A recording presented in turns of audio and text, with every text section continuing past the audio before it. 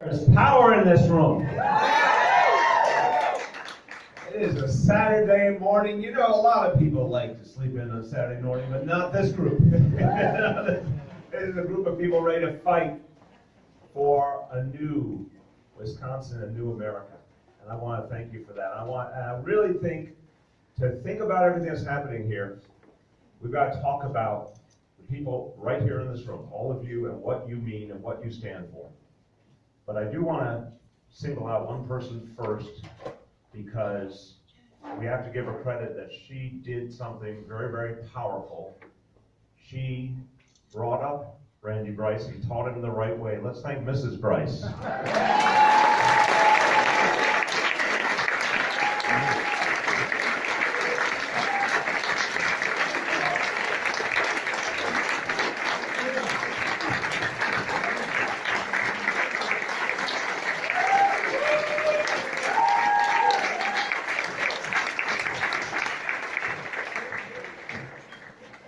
Father of a 20-year-old son and 23-year-old daughter, and when they do something good, I say all credit goes to the parents. So Mrs. Bryce, all credit goes to you. To everyone, this gathering is powerful because of what you can do to change the shape of history. And I'm not saying that, I'm not overstating that, I'm saying that as a very literal statement of fact. Folks in this room will make a difference in this district, in this state, in this country. Stakes are as high as they could be, and the ability you have to reach the people, to move them, sometimes to open their minds, sometimes to change their minds, sometimes to get them off their butt and get them to the polls. That ability is going to make all the difference in the world. And the unity and the energy that is so clear here is going to be felt all over this district. And I love the fact there's unity. And I want to thank Kathy for her wonderful remarks and for being such a powerful part of that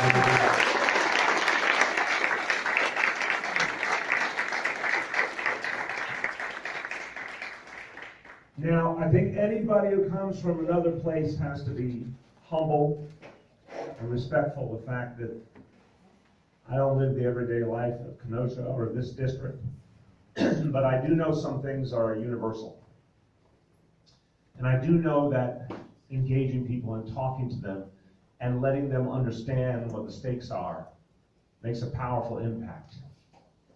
I know that the folks in this room constitute an army of good who can reach into every nook and cranny of this district and have an extraordinary influence. Because look, we know the stakes couldn't be higher.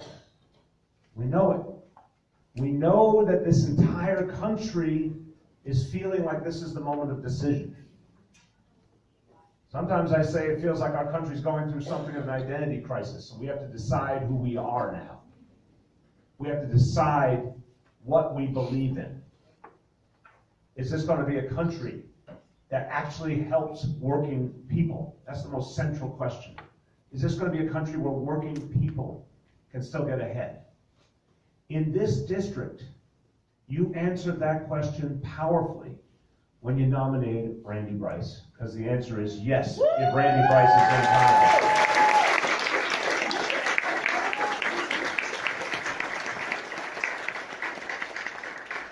And I think you know it, but I want to give you some perspective from outside on just how important it is that Randy is running and just how important your work will be in the coming weeks. And the great news is, it is refreshing when you have a candidate that you can talk about with pride and with energy. A candidate that really inspires and really stands for something.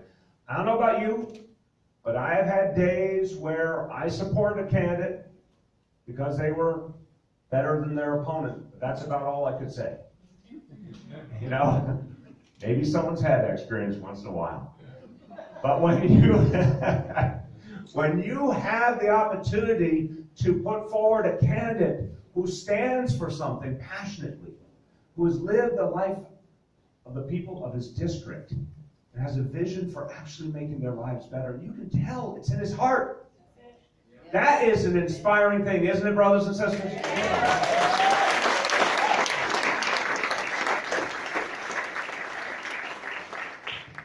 Now, I'm going to urge you, when you're out on those doors, when you're on those phones, when you're at those meetings, when you're talking to people, where you work, where you worship, where you live, I'm going to urge you to focus not only on who Randy Bryce is, but what he wants to do for people, because it's positive, because it's a vision of change. Because you can actually put it into real and powerful terms for people. And everyone here is involved and active. You know what you want to say to people, but I will give some unsolicited advice. I don't think we should dwell on Donald Trump. That's right. I really don't think we should. I think we should have something to say, and then we should move on to talk about what we're here to do.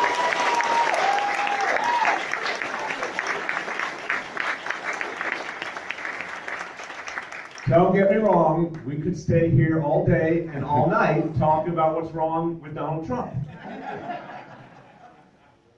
It might be therapy for us to do that, but that to me is not the mission.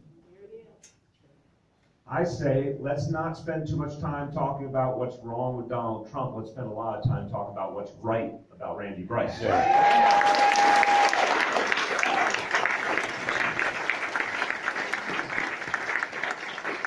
But if you said to me, Bill, we beg you, we plead you, say something about Donald Trump. Okay, I'll say one thing.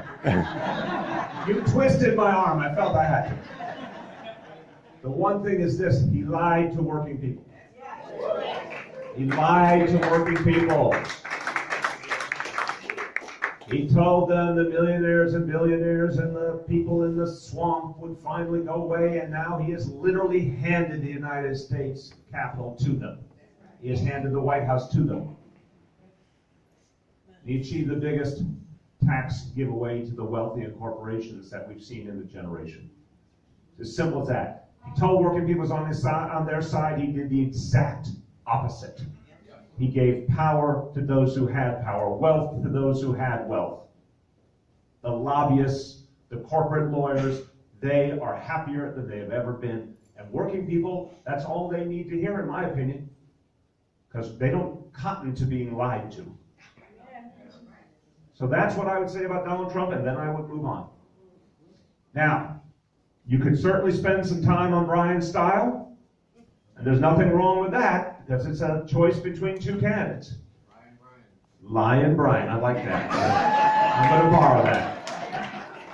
It's a choice between two candidates. And one thing I love, sometimes we've all had experience. You knock on the door, you make a phone call, and you get that kind of resigned voice on the other end of the line saying, oh, they're all alike. Brothers and sisters, in this election, the two candidates are not at all alike. Okay? You will not have that problem. If you said to me, well, you got to say something about Brian's style, corporate lawyer. I could get it down to two words. Corporate lawyer. Do we need more corporate lawyers in the Congress? No.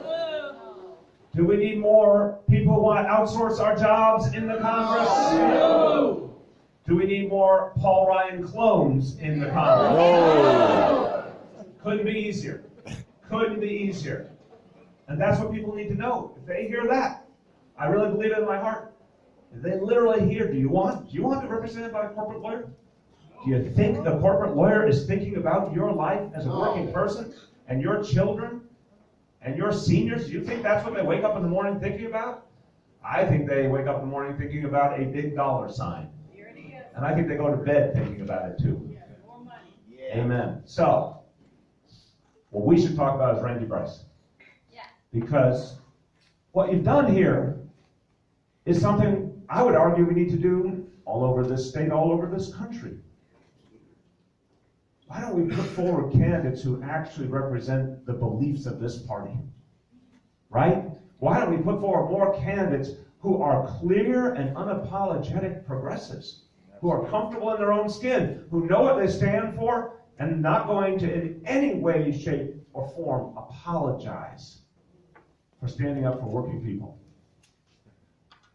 You know, there's a wonderful phrase when I was growing up in the 60s and the 70s, and it's very pertinent here today. With Randy Bryce, what you see is what you get.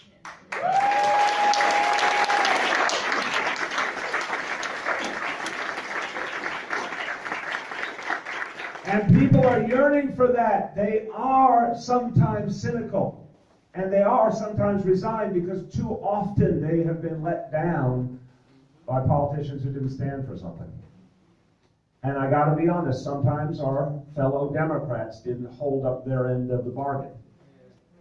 But it's a time of tremendous change and rejuvenation in our party and in all the different movements for progressive change. Something powerful is happening all over this country, and this is one of the places that is being watched most closely, with most energy. I need you to understand, I think you know it, but I need you to feel it. The eyes of the nation are on the 1st District of Wisconsin. The eyes of the nation.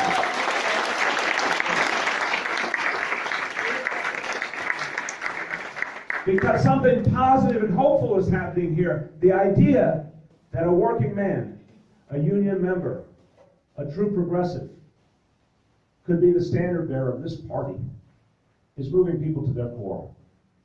It is reminding people that things can change. And you are all the shepherds of that and the stewards of that moment. And the fact that when Randy speaks, it goes right to people's hearts. When he talks about everyone needing health care, and he's told his story and his mom's story, I don't think there's a single person in this district who doubts he's telling the truth. He believes everyone deserves health care. It's as simple as that. Paul Ryan didn't believe that. Brian Stile doesn't believe that. Donald Trump doesn't believe that. Randy Bryce sure as hell believes that. And that's why people are going to vote for him.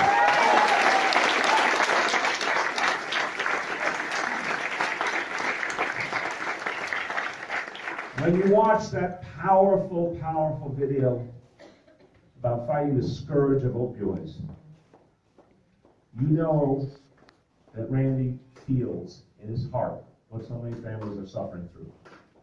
And he can't just stand by and watch it.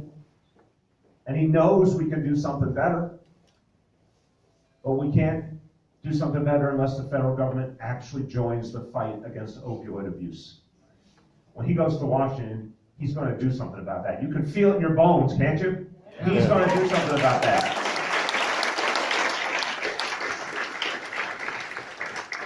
And when he goes to Washington, he's going to fight for working people because he's lived it. He's lived it. And I got to tell you something, and I hope it gives you some energy.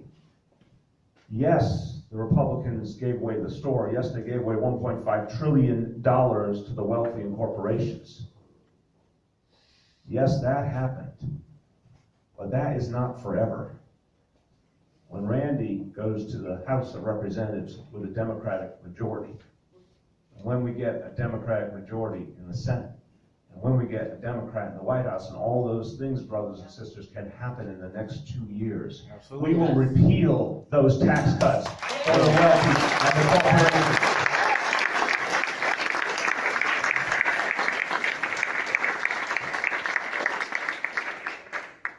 I always say, there's so much we got to do. We got to get working people better wages, better benefits. We've got to get them the health care they deserve. We've got to take on opioids. It all costs money. It's true. It all costs money. But one thing we know about our country, there's plenty of money. It's just in the wrong hands. Yeah.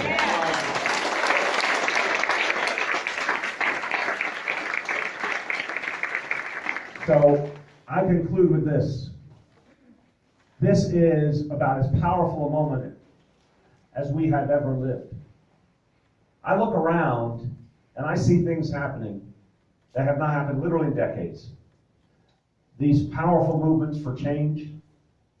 We heard about the Parkland students earlier, those high school students, my friends, high school students organizing to protect each other and to make sure people are safe. We haven't seen that in a long, long time. People standing up all over this country. The women who created the largest demonstration in the history of the United States of America in January 2017 to fight for their rights.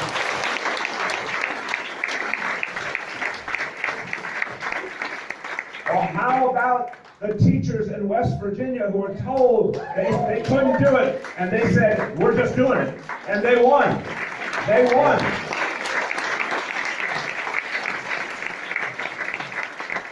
Something is changing, and it's changing rapidly. And I have not seen the kind of energy that I'm seeing all over this country. I haven't seen that in decades. I haven't seen that sense of this being a moment of decision, not just an election, a moment to decide who we are. And that is causing people to engage in a way they never have before. I bet everyone can name people in your life who are paying attention now in a way they have not in years and years.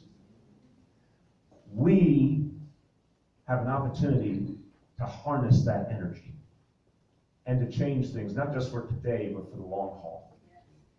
There's an army in this room, a righteous army, a peaceful army, an army of change agents. You have as good a candidate as we could ever have imagined. And that's a blessing. That is a powerful, beautiful thing. And I got to say one thing before I conclude. It's not easy to step forward. But can we just say thank you to Randy Bryce for coming forward and providing this?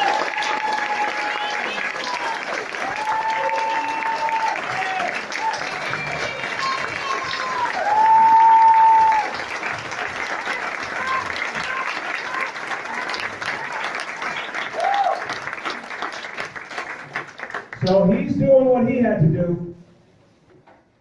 Now all of us. There's a lot of people going to help. I want you to know that. There are people all over this country who are sending help to this campaign. I got a report recently that there appears to be some people in New York City with some excess money. I just heard about this, and I think we need to get that excess money and get it to this campaign. Yeah. And we're going to do some of that in New York City.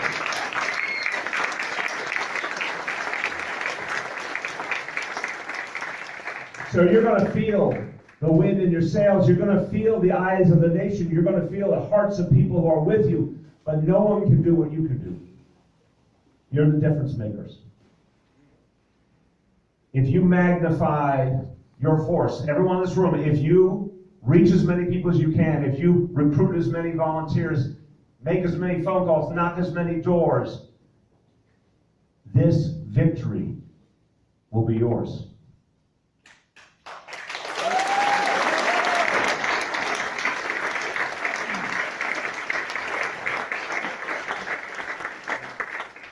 And you will be messengers of hope. Because in fact, good people do run for office. In fact, change can come. In fact, the people who lied to us can get their comeuppance.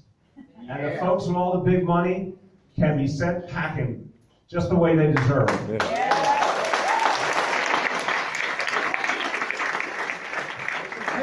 But no one can do what you can do. And this gathering today is to thank you, but this gathering today is also to say, you are fighting a noble, noble fight.